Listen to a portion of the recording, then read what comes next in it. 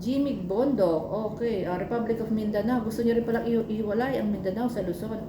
Hindi ko po alam kung anong gusto ng mga tao nito dito sa mga tao sa Mindanao. Alam naman po natin na 40% po ang poverty sa Mindanao at tumataas pa dahil po sa chronic corruption diyan. Na parang disease na po ang corruption diyan. Kaya napakahirap po ng Mindanao. Ang poverty po diyan 40% tumataas pa.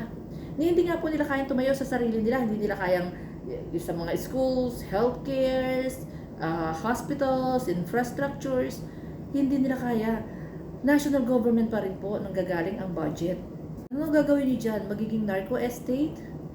Kayo ang magpapalakad, kayo ang masusunod, kayo ang batas. Diyos ko po, mahirap na nga po yung mga tao dyan.